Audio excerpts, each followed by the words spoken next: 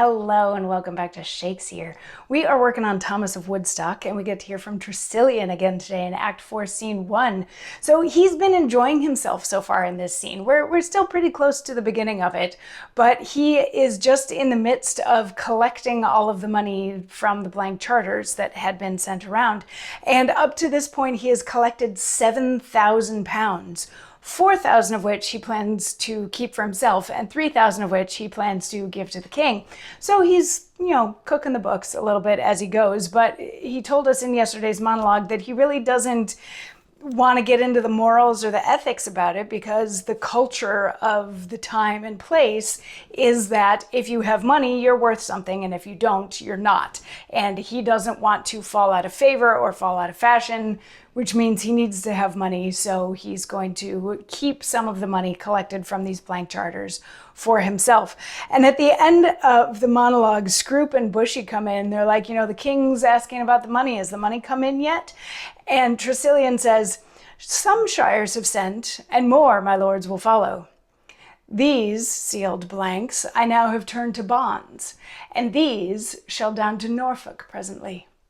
The chuffs with much ado have signed and sealed, and here's a secret note my men have sent, of all their yearly states amounts unto. And by this note I justly tax their bonds. Here's a fat horseman in his russet slops, and yet may spend 300 pounds by the year, the third of which the hog's face owes the king. Here's his bond for it, with his hand and seal. And so by this I'll sort each several sum. The thirds of all shall to King Richard come. How like you this, my lords?" So he's just sharing the plan and the fact that money is rolling in. He's collected all of these signs and seals and he's converted some of them into the document saying, this is what you owe. And all of it is based on what the various people say they have.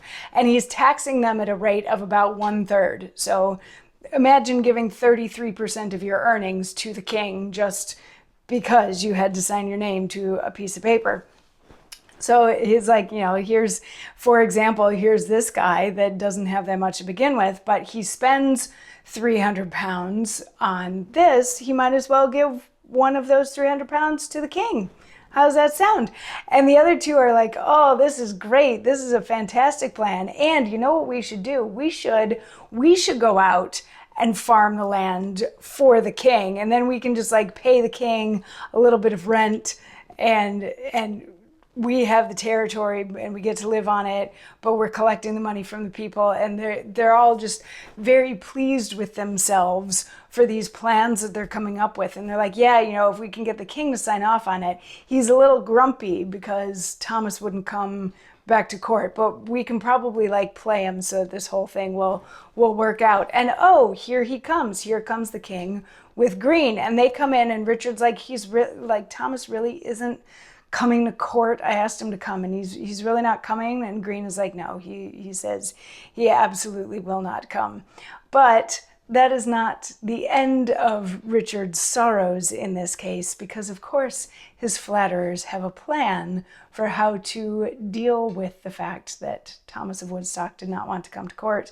And we will get to hear about that plan in tomorrow's monologue. So I will see you then. Mwah.